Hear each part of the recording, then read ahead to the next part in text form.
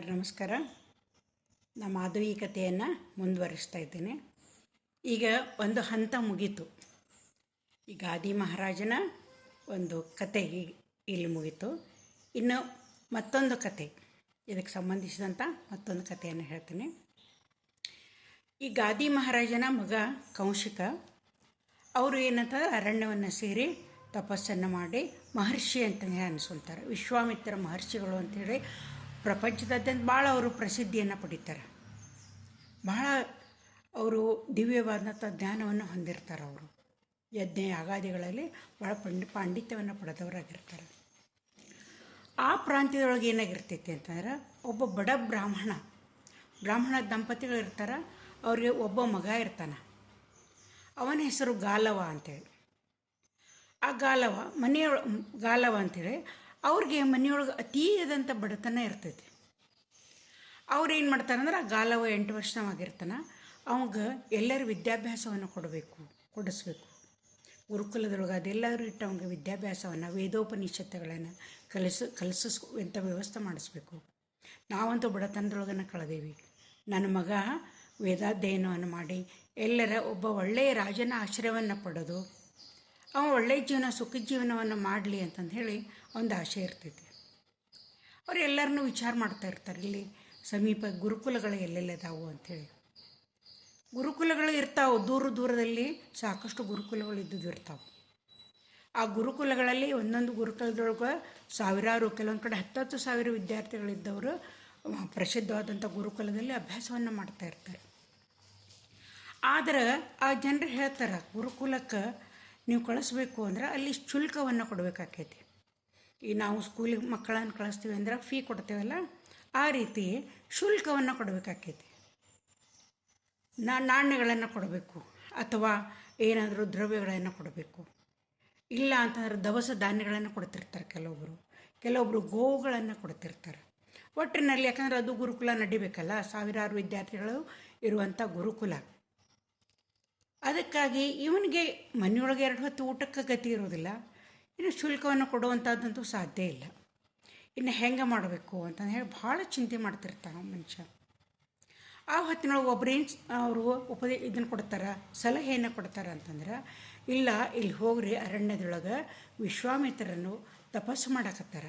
ಬಹಳ ಮೇಧಾವಿಗಳವರು, ವೇದೋಪನಿಷತ್ತುಗಳನ್ನಂತೂ ಅವ್ರು ಪೂರ್ತಿ ಕರಗತಾಗಿ ಹೋಗ್ಯಾವು. ಅವರನ್ನು ನೀವು ಬೇಡ್ಕೋರಿ, ನಿಮ್ಮ ಮಗನನ್ನು ಅವ್ರ ಕಡೆ ಇಟ್ಟು ಬರ್ರಿ, ಕೆಲವು ವರ್ಷ ಇಟ್ಟು ಬರ್ರಿ, ಆದರೆ ನಾವು ದೊಡ್ಡ ಪಂಡಿತಾಗಿ ಬೆಳಿತಾನ ಅಂತ ಹೇಳ್ತಾರೆ.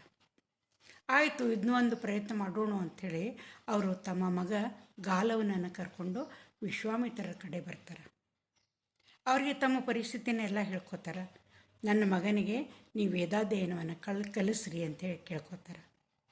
ಆಗ ಅವರು ವಿಶ್ವಾಮಿತ್ರ ಸ್ಪಷ್ಟವಾಗಿ ಆಗೋದಿಲ್ಲ ಅಂತ ಹೇಳ್ಬಿಡ್ತಾರೆ. ಯಾಕಂದ್ರೆ ನೀವೆಲ್ಲರೂ ಗುರುಕುಲದೊಳಗೆ ಸೇರಿಸ್ರಿ, ನಾನು ಒಬ್ಬನೇ ತಪಸ್ಸನ್ನು ಮಾಡವ, ನಾನು ತಪಸ್ಸಿನೊಳಗೆ ನಿರತಾಗಿರ್ತೇನೆ, ನನಗೆ ಸಮಯ ಇರುವುದಿಲ್ಲ, ನನ್ನ ಕಲ್ಸೋಕ್ಕಾಗೋದಿಲ್ಲ ಅಂತ ಸ್ಪಷ್ಟ ಹೇಳಿಬಿಡ್ತಾರೆ. ಇವು ಪಾಪ ದಿಕ್ಕ ತೋಚೋದಿಲ್ಲ, ಭಾಳ ಅಂಗಲಾಚಿ ಬೇಡ್ಕೊತಾರೆ. ಇಲ್ಲ, ನೀವು ಹೆಂಗಾರ ಮಾಡಿರಿ, ದಿನದ ಸ್ವಲ್ಪ ವೇಳೆಯನ್ನು ತೆಗೆದು ನನ್ನ ಮಗನಿಗೆ ವೇದಾಧ್ಯಯನವನ್ನು ಕಲಿಸ್ರಿ. ಆಮೇಲೆ ಅವರು ಹೇಳ್ತಾರೆ, ಇಲ್ಲ ಆಗೋದಿಲ್ಲ ಅಂತಂದರು. ಇವು ಭಾಳ ದೀನನಾಗಿ ಬಿಡ್ಕೋತಾನೆ. ಇಲ್ಲ, ನೀವು ಒಬ್ಬರೇ ಅದಿರಿ, ಎಲ್ಲ ಕೆಲಸಗಳನ್ನು ನೀವೇ ಮಾಡ್ಕೋಬೇಕು. ಅದಕ್ಕಾಗಿ ನನ್ನ ಮಗನನ್ನು ನಿಮ್ಮ ಸೇವಕ ಅಂತ ಹೇಳಿ ಇಟ್ಕೋರಿ. ನೀವು ಆಶ್ರಮದ ಎಲ್ಲ ಕೆಲಸಗಳನ್ನು ನಾವು ಮಾಡ್ತಾನೆ. ನಿಮ್ಮ ಗೋವುಗಳದಾವು, ಅದ್ರದ್ದೆಲ್ಲನೂ ಅವ ಕೆಲಸವನ್ನು ಮಾಡ್ತಾನೆ. ನಿಮ್ಮ ಯಜ್ಞ ಯಾಗಾದಿಗಳಿಗೆ ಎಲ್ಲ ಸಹಾಯವನ್ನು ಮಾಡ್ತಾನೆ. ನಿಮಗೂ ಸಹಾಯಕನಾಗಿ ಇರಲಿ ಅವ. ನಿಮಗೆ ಯಾವಾಗ ಸ್ವಲ್ಪ ಅವಧಿ ಸಿಗ್ತೈತಿ ಆವಾಗ ಅವನಿಗೆ ವೇದಾಧ್ಯಯನವನ್ನು ಮಾಡಿಸ್ರಿ ಅಂತ ಹೇಳ್ತಾರೆ. ಅಷ್ಟು ದೀನರಾಗಿ ಬೇಡ್ಕೊಳ್ಳೋದು ನೋಡಿ ಅವ್ರಿಗೂ ಮನಸ್ಸು ಕರಗ್ತೈತಿ. ಆಯ್ತಪ್ಪ, ನೀವು ಬಿಟ್ಟು ಹೋಗು ಅಂತ ಹೇಳ್ತಾರೆ. ಈ ಹುಡುಗ ಏನಂತಂದ್ರೆ ಗಾಲವ ಅವರ ಒಂದು ಆಶ್ರಮದೊಳಗೆ ಅತ್ಯಂತ ನಿಷ್ಠೆಯಿಂದ ಅವರ ಸೇವೆಯನ್ನು ಮಾಡ್ತಿರ್ತಾನೆ. ಸಮಯಕ್ಕೆ ಅವ್ರಿಗೆ ಏನೇನು ಬೇಕು ಎಲ್ಲ ವ್ಯವಸ್ಥೆಯನ್ನು ಮಾಡ್ತಿರ್ತಾನೆ. ಗೋವುಗಳನ್ನೆಲ್ಲ ವ್ಯವಸ್ಥೆಯನ್ನು ಮಾಡ್ತಿರ್ತಾನೆ. ಹೀಗಾಗಿ ಅವರು ಅತಿಯ ವಿಶ್ವಾಸವನ್ನು ಗಳಿಸ್ಕೊತಾನೆ. ಅವ್ರಿಗೂ ಖುಷಿ ಆಗ್ತೈತಿ. ಅವ್ರು ಏನು ಮಾಡ್ತಾರಂದ್ರೆ, ಅವನ ಸಲುವಾಗಿ ಸ್ವಲ್ಪ ಸಮಯವನ್ನು ಬಿಡುವು ಮಾಡ್ಕೊಂಡು ಏನಂತಾನೆ ಅವನಿಗೆ ವೇದಾಧ್ಯಯನವನ್ನು ಕಲಿಸೋಕ್ಕೆ ಶುರು ಮಾಡ್ತಾರೆ. ವೇದವನ್ನು, ಉಪನಿಷತ್ತು, ವ್ಯಾಕರಣ, ಆಮೇಲೆ ನೀತಿ ಪಾಠಗಳು ಇವನ್ನೆಲ್ಲನೂ ಏನಂತಾನೆ ಅವನಿಗೆ ಕಲಿಸ್ತಾರೆ. ಎಷ್ಟೋ ವರ್ಷಗಳವರೆಗೆ ಅವರ ಆಶ್ರಮದಲ್ಲಿದ್ದು ಅವೆಲ್ಲವನ್ನು ಕಲಿತಾನೆ. ಕಲಿತ ಮೇಲೆ ಅವನದು ಎಲ್ಲ ವಿದ್ಯಾಭ್ಯಾಸ ಮುಗೀತು ಅಂತಂದು ಹೇಳಿ, ಕಲಿಸೋದೆಲ್ಲ ಮುಗೀತು ಅಂಥೇಳಿ ವಿಶ್ವಾಮಿತ್ರರಿಗೆ ಅನಿಸ್ತೈತಿ. ಆಗ ಅವ್ರು ಏನು ಹೇಳ್ತಾರೆ ಅಂತಂದ್ರೆ, ಆಯ್ತಪ್ಪ ನಿನ್ನ ಅಭ್ಯಾಸ ಎಲ್ಲ ಮುಗೀತು, ಇನ್ನು ನೀನು ನಿಮ್ಮ ಊರಿಗೆ ಹೋಗು, ಎಲ್ಲಾದರೂ ಒಂದು ರಾಜರ ಕಡೆ ಆಶ್ರಯವನ್ನು ಪಡಿ, ನಿನ್ನ ಮುಂದಿನ ಜೀವನ ನೀ ಪ್ರಾರಂಭ ಮಾಡು ಅಂತಂದು ಹೇಳ್ತಾರೆ.